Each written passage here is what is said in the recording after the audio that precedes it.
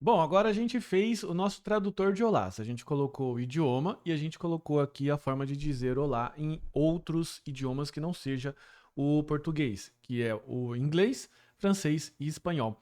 Só que dentro desses idiomas nós ainda temos variações. Por exemplo, o português de Portugal é um pouco diferente do português do Brasil. Então, o que, que a gente vai fazer? A gente vai continuar fazendo aqui o nosso tradutor de olás, só que a gente vai adicionar mais uma variável para a gente começar a fazer comparações, ok? Comparações mais complexas. Então eu vou colocar aqui uma variação, variacão, lembra que não pode ter acentos, enfim, espaço, caracteres especiais. Aqui eu vou colocar o prompt, que é com a seguinte mensagem: por favor, digite a variação. Aqui a gente pode colocar variação, beleza? Então, veja, deixa eu só dar um espacinho aqui para poder explicar para você. No nosso caso, o PTBR, deixa eu só colocar uma linha de comentário, o PTBR é igual a PT, beleza? Ou seja, isso daqui no caso do olá. Então, deixa eu só mudar isso aqui. O PT o PT do Brasil é igual ao PT de Portugal no sentido de dizer olá, tá? O ENES de EN,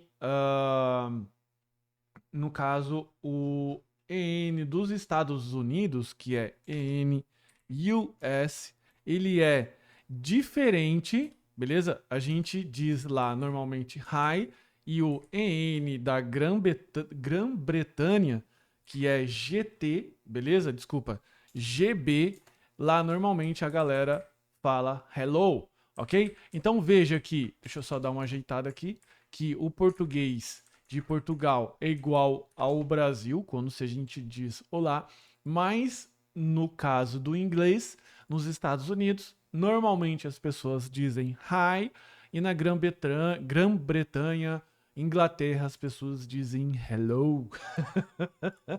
Beleza? Então, como que a gente pode fazer para fazer essa. Como a gente pode fazer aqui no código essa comparação? Não só de idioma, mas também de variação. É isso que a gente vai aprender agora aqui nessa parte prática, beleza? Deixa eu só apagar isso daqui para que a gente possa construir essa combinação em conjunto. Claro que o código vai ser muito parecido com o anterior, né? A gente não vai ficar reinventando a roda. Então a gente vai pensar o seguinte: se o idioma é igual a PT, eu faço o quê? Alert. Olá. Beleza? Só que, veja, eu ainda preciso analisar a variação. Então, o que, que a gente faz nesse caso? Quando a gente for acrescentar um operador, principalmente o operador lógico, a gente coloca o agrupamento do if, a gente deixa esse primeiro grupo e a gente coloca aqui ó, um e comercial. E a gente monta um segundo grupo. Lembrando que isso aqui pode ser o e ou pode ser o or, beleza? Então a gente vai fazer a seguinte expressão. Olha só. Idioma é igual a PT e a variação é igual a BR ou variação é igual a PT, beleza? Então veja que eu estou analisando uma expressão para verificar se o idioma é igual ao português e isso tem que ser isso ou isso, beleza? Então veja que quando eu coloco os grupos aqui, eu torno isso aqui muito mais legível, beleza? Então eu tenho aqui, no caso, o idioma e a variação. Por quê? Porque eu preciso pensar como o computador vai interpretar isso daqui. Ele vai verificar, nesse caso aqui, se o idioma é português, isso pode ser true ou false, beleza? Ele vai verificar, nesse caso aqui, eu vou colocar um e comercial, ele vai verificar, nesse caso aqui, se isso é true ou false. Lembre-se que se isso daqui for, por um acaso, true e isso true, e comercial ou o end retorna true. Lembra da tabelinha? O e comercial ele retorna true, ele entra dentro da expressão verdadeira, se isso for true, ou true aqui e true do outro lado, beleza? Se por um acaso isso daqui for false, isso aqui já não é mais verdadeiro, ele já não retorna true na expressão inteira, portanto ele vai pular para o próximo bloco do if, beleza? Vamos com calma, vamos fazer esses ajustes aqui no nosso código e vai ficar mais claro quando a gente for fazer essa parte aqui, ó, do inglês dos Estados Unidos e o inglês britânico, ok? Então, veja que aqui eu estou colocando o primeiro bloco e eu estou colocando o E.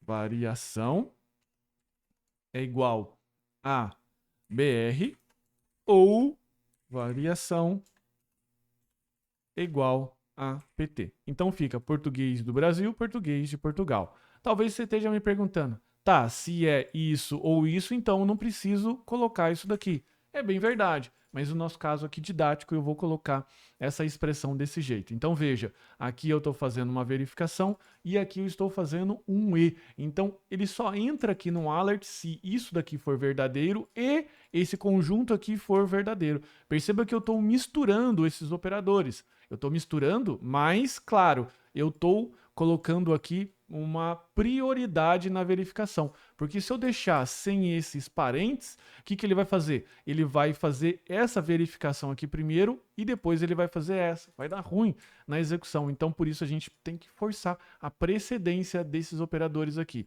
Como o E tem prioridade sobre o OU, eu preciso forçar colocando esse grupo aqui. Fechou?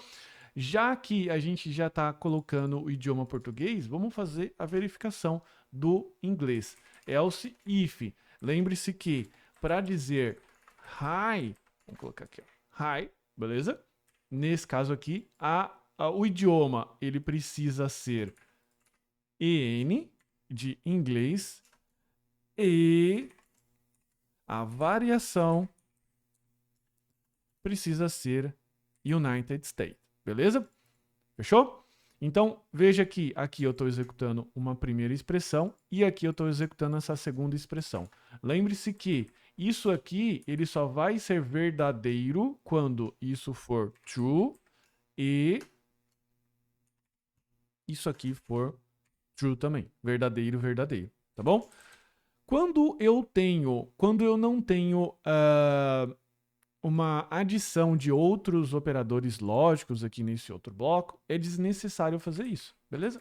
Eu também posso resumir e fazer isso daqui. Não tem problema. Eu só preciso colocar os grupos aqui para forçar a precedência quando eu quero colocar outros operadores. Mas, bicho, na boa, coloca esse parênteses aqui dentro do seu código. No meu caso aqui, quando eu salvei, ele já tirou os parênteses que não eram necessários. Mas você agora já entendeu, beleza? Eu ainda preciso colocar mais um bloco do else, que agora para o inglês britânico. Eu repito o bloco anterior, e aqui eu vou colocar hello, e ele diz hello apenas quando o idioma é inglês e a variação é inglês britânico, beleza? Deixa eu apagar essa tabelinha. Então a gente fica aqui com essa possibilidade. É sempre saudável nesse exercício aqui eu colocar esse outro alert que é idioma e ou variação não reconhecidos, beleza? Então a gente pode falar para o usuário que fala assim, cara, eu não consegui entender o idioma que você colocou e eu não consegui entender também a variação que você colocou lá, beleza? Então, só revisando aqui, idioma português e a variação pode ser BR ou Portugal, idioma inglês e variação americana, idioma inglês e variação britânica, beleza? Veja que nesses casos aqui a gente fala de uma forma diferente.